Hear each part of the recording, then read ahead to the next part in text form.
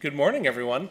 It is Monday, October 8th, 2018. Hope you had a good weekend. Let us get down to business. Friends of Mozilla for this week. Thanks to tech speakers Abaram, Felipe, and Tushar, who gave workshops and talks over the weekend, and to Ipsha, Flaki, Cairo, and Daniele, who will be out and about later in the week. We love our tech speakers. We love that they go out and they present all over the world, and we really can't reach the people we need to reach without their support. So thank you so much. All right, getting into beach ball town, actually. We're beach balling, that's fun. When my computer's finished beach balling, we'll move on to what's going on this week. That is actually quite the deal breaker, isn't it? Okay, one moment. Well, I fall back to my other copy of the agenda.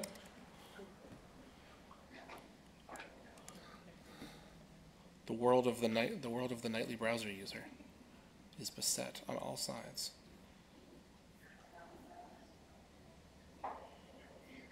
Forgive me for the delay. We've got some upcoming events this week. Monday, tomorrow, there is an IndieWeb meetup in Vancouver, and that's a new location for the IndieWeb meetup. So if you are in the Vancouver area, you should absolutely check out your new instance of the IndieWeb meetup. If you are someone who builds and maintains a website outside the content silos that increasingly dominate online life, this is the meetup for you. And it's going to be over in Gastown, and it's at 6 p.m. Pacific time. Did I get my browser back? I did. Wonderful. That's very nice. That's at Milano's, and hopefully you can make it to that event. There are links in the wiki where you can RSVP, and there is a link to a tweet where I think they're actually doing a little bit of the coordination. So I hope you can make it. On Wednesday, there's another Homebrew Website Club meetup, and that is going to be here in Mozilla Mountain View, and it's hosted by Emma and Tomtech, and that's going to start at 5:30 p.m. Pacific time and ending at 7:30, and there's sort of a 5:30, ending at 7:30, and there's also a New York City version, so lots of new editions of the Homebrew Website Club meetup. Hope you can make one of them this week.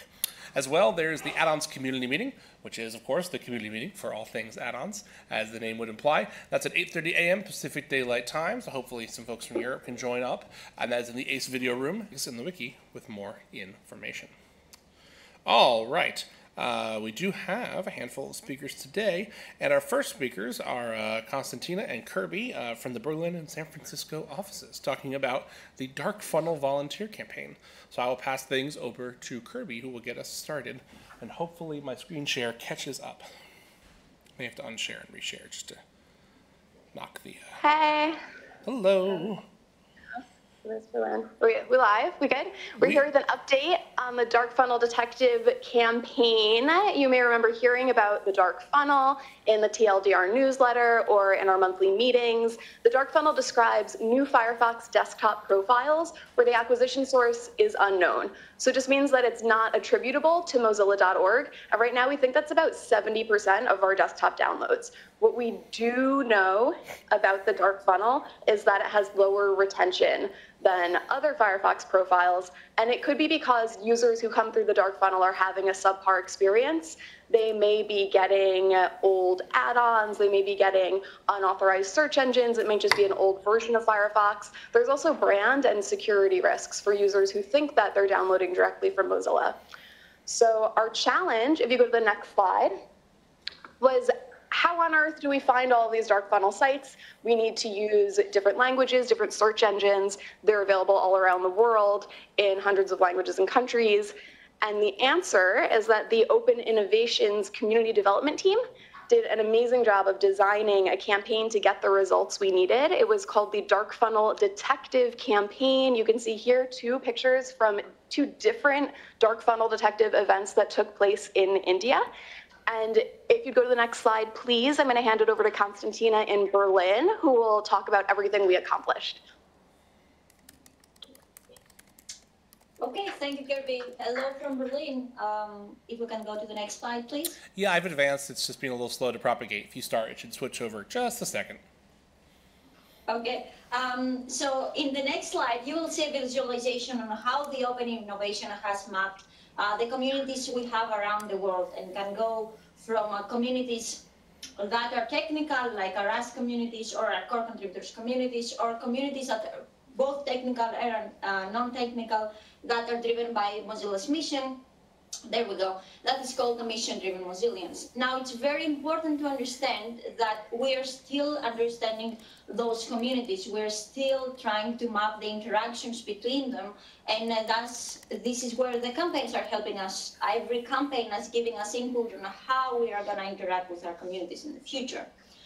This campaign, the Dark Funnel campaign, was like our previous campaigns, like you might have heard about the Firefox Quantum Sprint and the Sumo campaign, that we engage mainly with our mission-driven Mozillians. Next slide, please. Once again, it's going to be a lot bit of a delay, so go ahead.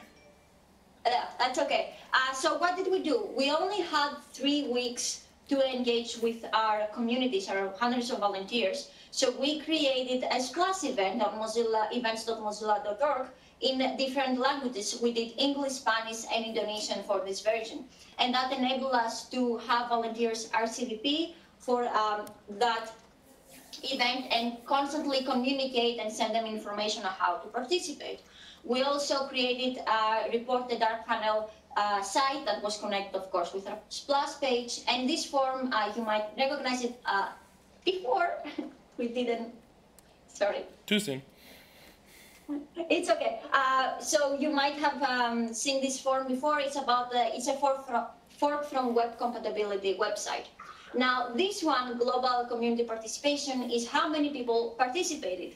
Because we didn't have enough time to have a lot of events, we only had 200 participants from around the globe. But the most interesting part is that we had a huge diversity. So we didn't have only events from India. We had countries like Tunisia, Guatemala, and Palestine, which actually enabled us to have data from all around the globe. And this was very important for us because we didn't only get data from a very specific region, important all the time, but we had a very diverse data set. Next slide, please. I guess I'm going to talk over it. So what did the volunteers do? We had 1,564 issues filled. And what is very important was 98% of those were valid issues, were actually websites that volunteers reported, which is very interesting that we didn't have any spam coming in for us. Out of them, we had 1,154 unique download links, and 94 of them were custom builds from China alone, where China has their own internet, and that's thanks to our Taipei community. Next slide, please. Again. So what are we going to do with this data? So the Dark Funnel team is going to use this data to make sure that people who are using Firefox have the best version and best performance. They are going to start digging into it, and as Kirby explained on what is Dark Funnel, they're going to look into about those URLs and find out what's happening around the world. And next slide, please. Well, the next slide is we want to thank our communities from all around the world for participating on it. This is an actual Dark Funnel event from Palestine. Some also special thanks for the community development team folks, the rest of us in Open Innovation. Mike Taylor, a huge thank you for forking the web compatibility form for us. The Marketing New DAO team and the Dark Funnel Task Force. If you have any kind of questions for us, go on the Slack channel, Dark Funnel, and ask any questions. We'll be around. Thank you. Wonderful. Thanks so much. Super cool to see folks from all around the world helping out on that. All right. Next, we've got Michael Van Cleek in Portland with the Weekly Minute. Hello. Hey, Potch. Hi, everybody. It's the Weekly Minute, where I'm bringing you weekly updates from Mozilla IT on the things that we're doing to support and empower all of Mozilla in our mission to keep the web a global public resource, open and accessible to all. An internet that truly puts people first, where individuals can shape their own experience and are empowered, safe, and independent. We got a lot of news this week, some big stuff happening last week in IT. First of all, something I'm really excited about. We had our first IT hackathon last Thursday, October 4th. It was a huge success. We had about 40 people participating in tracks to hack better experiences for Airmo, service delivery, finding conference rooms, and service lifecycle. For Mozilla IT, it demonstrated our new orientation as a collaborative, experiment-driven, solution-building organization. And we look forward to sharing what we've learned as we work with all Mozillians to find new ways to build and preserve the web. We got a couple pictures here what it looked like. That first picture is 5 a.m. Pacific time. A bunch of us got online so we would be able to support some of our European colleagues. That was the Airmo hack. We see we're all in the spiffy new shirts. And then the second one is later on from the Portland office. We had a live stream of the different sessions going on here, so people could see what's going on and participate and ask questions. It was really a wonderful, wonderful time. Great to see everybody collaborating. A couple more things. In addition to the hackathon, the MDC, the Mozilla Data Collective, has been upgraded to the latest release. It's version 5.3.1. DataBot is now integrated and available with MDC. It's now in the Moz Data Collective, MDC DataBot Test 1 and MDC DataBot Test 2 Slack channels. And we want to thank everyone who's participated in the alpha testing for DataBot. Your feedback has been really valuable to the release of this in MDC. Thank you so much. Click on the link here if you want to know more about how to use DataBot, how to access it in Slack from those channels. And finally, we've got some big office news. I'm going to try some of my high school German here. Berlin 6th floor expansion. Sehr gut und sehr chic. On Monday, October 1st, the Berlin office opened the doors to our newly expanded space in the 6th floor. As part of the expansion, we have 17 new standardized conference rooms. And in addition, the 3rd and 4th floor existing systems were upgraded to meet the current Mozilla standard to provide the same user experience across all 3 floors. In total, the team over there touched 37 conference rooms across about a 2-week span. In support of the expansion, IDF build-out and 24 additional access points were installed to accommodate conference needs and 36 workstations. I'm pretty excited. The Minute's going to go international, and 4 weeks from today, I'll be coming from Berlin, so I get to test this out. These efforts could not have been possible without the dedication, support, and collaboration from a multitude of staff members within both IT and WPR. Work together to bring that 6th floor expansion to fruition. Alles gut, wunderbar. Wir lieben unsere Mozillians auf Deutschland. Dankeschön. Thank you, Michael. And next, I'm going to unshare my screen because Matt from Pocket is going to give a Q4 Pocket update about some new stuff that they've had. So, hello. Hello. Can you hear me okay? Yes, hi. All right, let's do it. We have a lot going on at Pocket right now. Oh, hi, I'm Matt from Pocket. We have a lot going on at Pocket right now, and as we start Q4, we wanted to provide an update. We've had a great fall so far. A couple weeks ago, we were featured in the App Store as the app of the day. We got some great press in Bloomberg with an interview with Nate and some others. And we were really happy with some of the Firefox What's New feature that we ran on the What's New page. So on Thursday, we are going to build on that momentum, and we'll be launching Pocket 7. Pocket 7 is really the culmination of all of our product work during Q3 and marketing aimed at repositioning Pocket that we've been building towards all year long. Pocket transforms the way you read. That's our message surrounding the fall launch. Not only are we refreshing our core product, but we're repositioning the Pocket brand to be relevant and inspiring to a broader mainstream audience. We've learned that Pocket can have a powerful role in culture and in people's everyday lives, and we're going to build on that. Pocket is a place to capture the things that fascinate you, and it's a personal, dedicated space to fuel your mind without the distractions of the internet. In today's world, this is an idea that's unique and powerful. Pocket 7 on iOS and Android is a complete redesign. Top to bottom, it's clean and modern, It's a great refresh, designed with our users' comfort in mind. We added new fonts that will be great for people doing reading, and a new dark theme that improves nighttime reading as well. We've also significantly improved the listen feature, and we're giving Pocket users an entirely new way to get through their reading list by listening. We know that finding time to sit down and read can be hard, and now users can listen to any saved article while they commute, walk the dog, or even at home while doing chores. We worked really closely with the Scout team from Emerging Tech to power listen, specifically Tamara, Abe, and Joe Fish, and we're really excited about the quality improvements and the new voices we have access to. In addition to the support that we're providing for Listen in-app, we're also launching a Pocket skill for Alexa for the first time. It truly is a great new way to consume your Pocket content, and we're looking forward to everyone checking it out. We're also launching a brand new web experience for Pocket. We rebuilt it from the ground up, using React Redux with Redux sagas to handle asynchronous requests. And this work, coupled with the browser-based database storage we added, we are able to improve speed, responsiveness, and consistency on the front end while reducing load on our servers. It's modern, fast, and an incredible upgrade for our web users. We've updated all of our assets with the new look and feel, and with the core idea that runs through it all: Pocket transforms the way you read. This is a view of the top part of our new getpocket.com. You'll see a blend of brand storytelling and product marketing throughout, all while being performance tuned to drive signups. We're working with several illustrators who are great visual storytellers, and the illustrations really bring a depth and a sense of fun to the brand, and they're lovely. They're waiting to see all of them.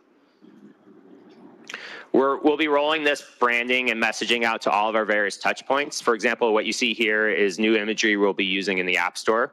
We're working on all these efforts with the dedicated Pocket Durable team from marketing, and they've done a great work across a number of different areas. It's also worth noting that there are many Firefox touch points that will help Pocket acquire new users during this important time. We're doing some emails, Firefox Learn More page, new tab integrations, etc. PR is also playing a big role in this launch. In fact, one of our key goals is to get Pocket back on the radar of the press so that it can tell our story. And we'll be running paid placements on podcasts and in search and newsletters, all new things for Pocket that we really haven't done before. So we're really excited to see how it all works. We're really excited about Pocket 7 and grateful to everyone at Pocket and Mozilla that has been working hard to get it out the door for our users. It's launching again on Thursday morning, bright and early at 6 a.m. But if you want an early preview, you can sign up for our betas on iOS and Android. The links are here. We'd love to have you. And on behalf of the Pocket team, thank you for your time. And if you have any follow-up questions, please find us in Slack at the Pocket-questions room. Thank you very much. Wonderful. Congrats on the new launch. It looks fantastic. Next up, we have Allie here in Mountain View giving the Emerging Technologies update. Hello. Thanks, Potch. So we had a pretty exciting week last week in Emerging Technologies. On MDN last week, we launched our very first revenue experiment. It's pretty exciting. So we are taking real money from real people on MDN. This is a really small experiment. We're doing an opportunity for people to support accelerating growth on MDN. So taking some of our existing projects that we want to go faster and asking users for financial support. This launched for 1% of our MDN audience, so not a huge amount of people. But it's giving us a chance to do things like build our payment infrastructure, look at placement on MDN, look at our click-through rates, look at our adoption, look at what the type of abandonment rate is, how much support is required, et cetera, which enables us to build up to a subscription model later this year and next year.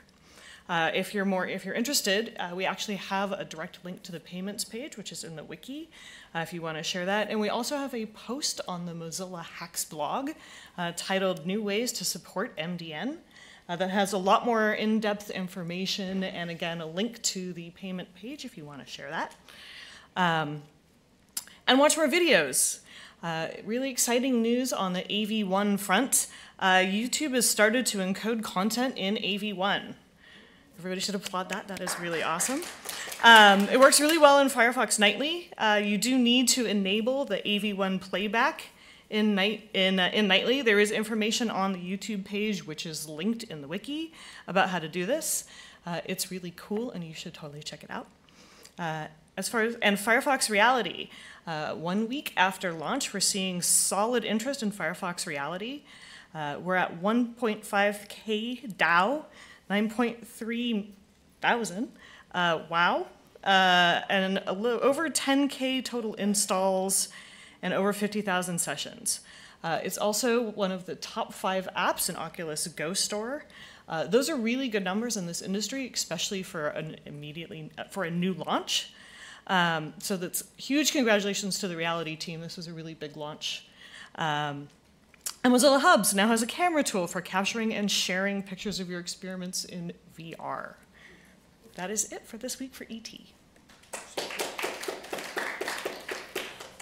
3 awesome bits of news. Thanks and congrats to everyone. All right, I think those are all of our speakers, but of course I will refresh the wiki just to make sure. And it appears to be. And I think actually we have no new hires this week. A weirdly quiet week. It is Canadian Thanksgiving today. I'll take the moment to pause and say Happy Thanksgiving to our Canadian Mozillians. I think that in respect, we have decided not to hire anyone today. That's how we acknowledge it here in the United States. So with that, we are all finished for this week. Thank everyone for joining us. Thank you for sharing all your good news, and I hope you keep on rocking the free web. See ya.